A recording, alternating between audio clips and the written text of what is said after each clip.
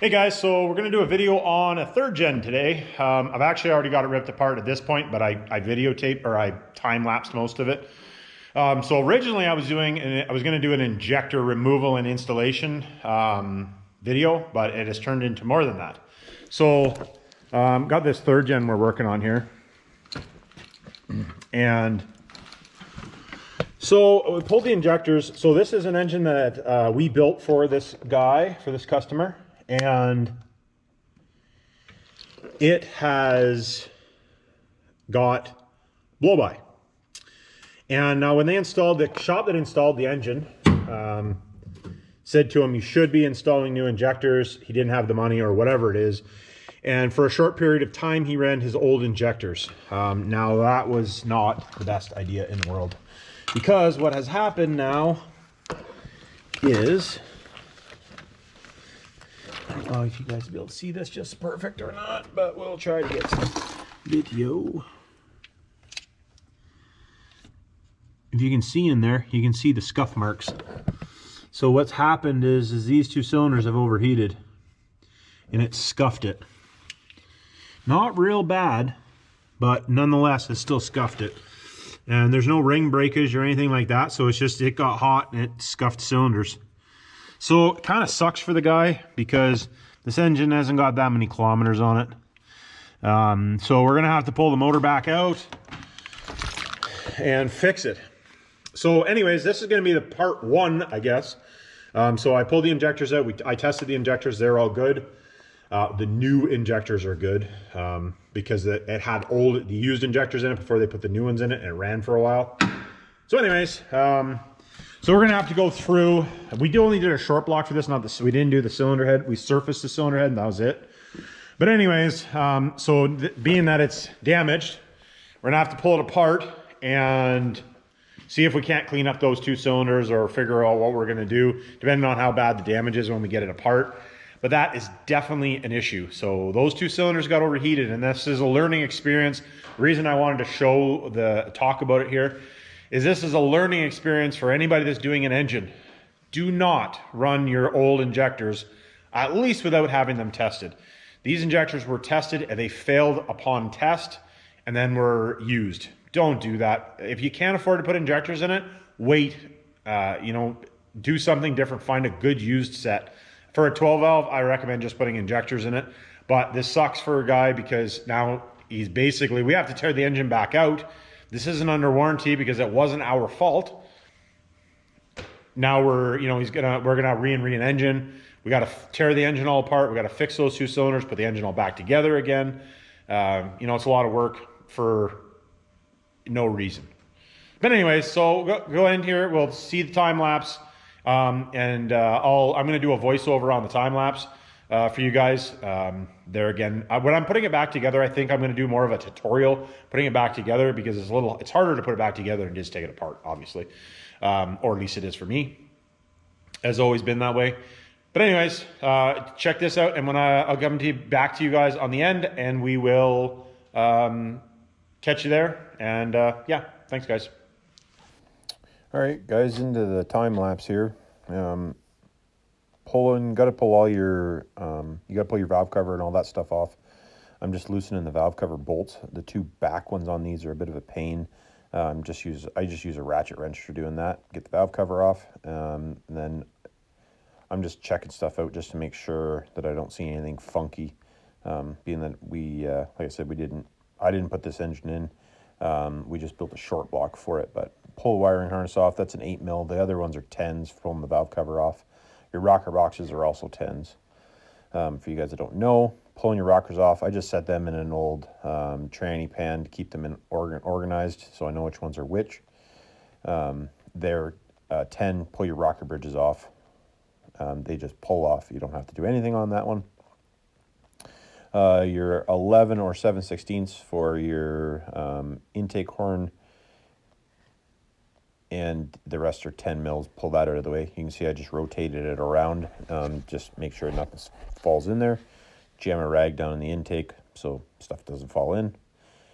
Pulling the injection lines off. Depending on how you're doing it, I figured I was going to be taking the head off this at this point.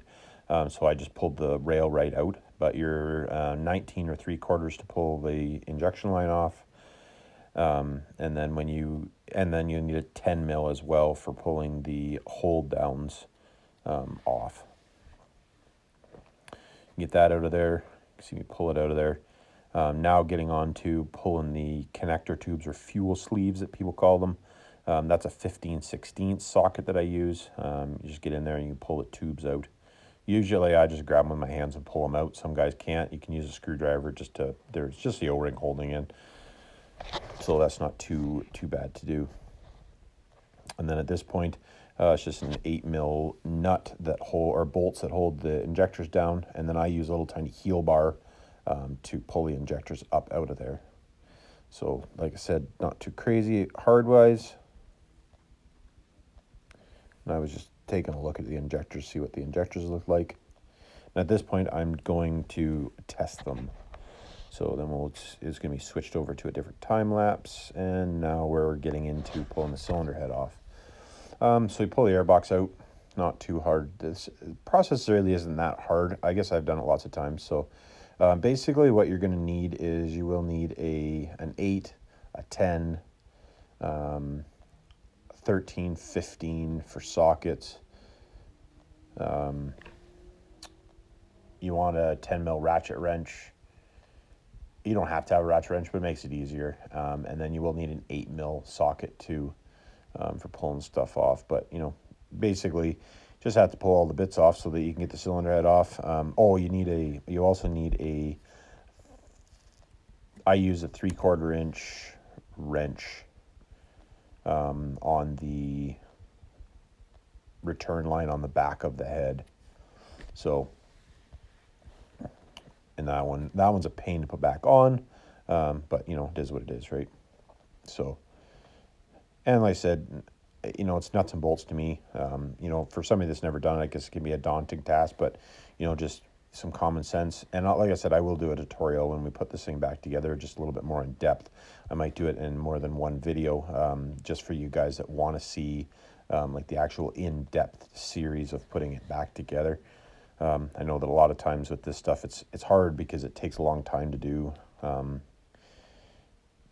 it. So it's it would literally be a 4 or 5 hour video if you were to do the whole process.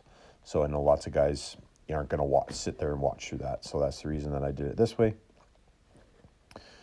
At this point, like I said, it's not really much. You got to pull everything apart.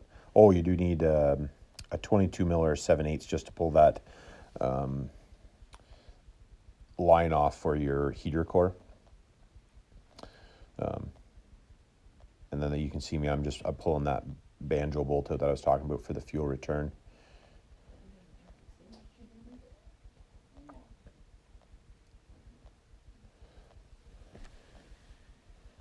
And I usually, when I'm doing the alternator, that's what I'm doing there right now, I usually just shove the alternator out of the way. I don't take the belt off or anything. Just makes it easier when you go to put it back together. But for this instance, it doesn't matter because the engine's going to be coming out of the truck. So it really didn't save me anything. But if you were just doing a head gasket or something, yeah, pretty easy to put it back together that way, right? So just pulling all the head bolts out, because this does just have regular head bolts, nothing special about it. I got a big long ratchet for doing the underneath ones. Then I just use my little electric 1/4 inch ratchet to pull them out the rest of the way. Makes it easy. And then I just use the impact on the other ones. And then at this point, basically just have to get the rest of the bolts out and then get the engine crane hooked up. When I'm pulling the heads off, I just put one single bolt in the middle. You'll see me here in a minute get at doing that here.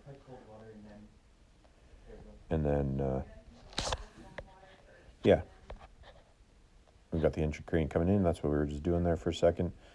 And like I said, one single bolt in the middle. You can lift it up. It's really nice if you have an extra set of hands, or one armed guy in my instance.